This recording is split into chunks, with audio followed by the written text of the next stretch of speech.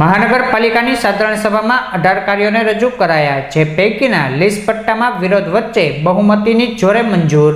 મહાનગરપાલિકાની સાધારણ સભા મેયર ભરતભાઈ બારડની અધ્યક્ષસ્થાને મળી હતી. આ સાધારણ સભામાં લીઝ પટ્ટા અને નિયમોમાં ફેરફાર સહિતના કાર્યોને રજૂ કરવામાં આવ્યા હતા, જેની પ્રશ્નોત્તરી કાળમાં ચર્ચા કરવામાં આવી હતી. જેમાં રૂવાપરી રોડ પર આવેલા ફેક્ટરીને ઔદ્યોગિક હેતુ માટે લીઝ પટ્ટે ફાળવેલ જમીન શરત ભંગ થતી હોવાના મુદ્દે વિરોધ પક્ષે વિરોધ કરતા શાસકો દ્વારા આ મુદ્દાને મતદાન સુધી લઈ જવામાં આવ્યો હતો અને મતદાનના જોરે 30 વર્ષ માટે રિન્યુ કરવામાં આવ્યો હતો. તેની સાથોસાથ તમામ કાર્યોને સર્વાનુમતે મંજૂર કરવામાં આવ્યા હતા.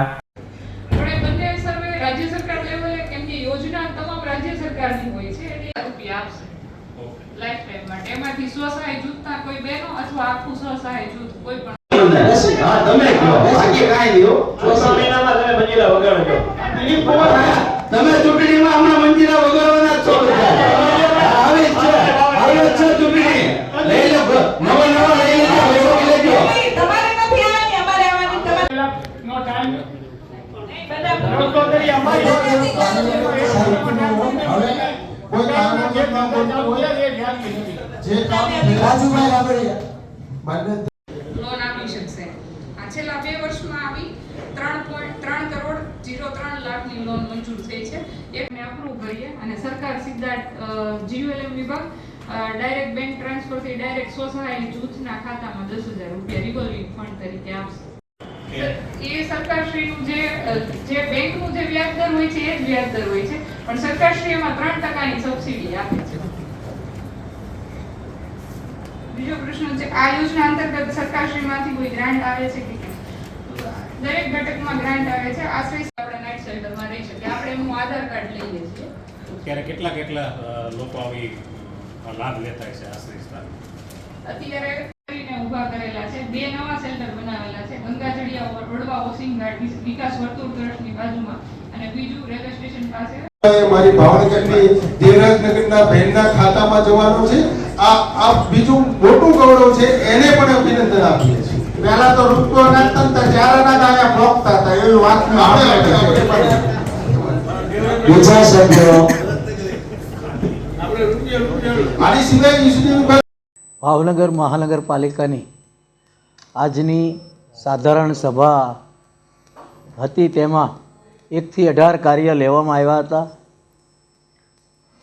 એક કાર્ય જે 12 નંબરનું કાર્ય હતું તેમાં થોડી ચર્ચા થઈ હતી. તેમાં વિપક્ષ માનતા નહોતા અને તેમનું માનવું જુદું હતું, તેથી તેમને આ કાર્યને મતદાન ઉપર લેવામાં આવ્યું હતું અને તેમાં મતદાનથી પાસ કરવામાં આવ્યું હતું.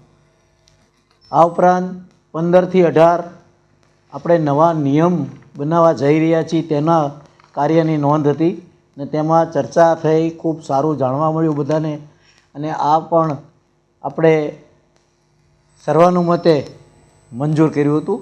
12 નંબરના કાર્ય સિવાય 1 થી 18 એમાં 12 નંબરને બાદ કરતાં તમામ કાર્યો સર્વાનુમતે મંજૂર કરવામાં આવ્યા છે. આજે સાધારણ સભા જે મળી હતી તેમાં ખૂબ સારી રીતે વ્યવસ્થિત રીતે ચર્ચા વિચારણા થઈ અને વિપક્ષે પણ ખૂબ સારો સહકાર આપ્યો અને નવા નિયમો કરવા જઈ રહ્યા છીએ. ભાવનગરના હિતાર્થે જે કાંઈ આપણે વિકાસ કરી રહ્યા છીએ તેમાં આપણે સૌ અમારા નગરસેવકોએ સાથ સહકાર આપ્યો. અધ્યક્ષ સ્થાનેથી નહોતા, પણ એક વધારાનું કાર્ય વિપક્ષી નેતા જીતુભાઈ સોલંકીએ મૂક્યું હતું, જેનો નિયમ આપણે અમલમાં જ છે, જેનું કામ આપણે કરી જ રહ્યા છીએ. તેથી તેઓ એક વધારાનું કાર્ય કર્યું હોવા છતાં આપણે એને મતદાન ઉપર લાવીને તે આપણે પાસ કર્યું નહોતું. એમાં જે ઔદ્યોગિક લીઝ પટ્ટા આવે, ભાવનગરની અંદર ઘણા બધા એવા પ્લોટ છે કે ઉદ્યોગ ચલાવવા માટે આપેલા અને ભાવનગરના ઉદ્યોગ માટે પણ સારી બાબત છે.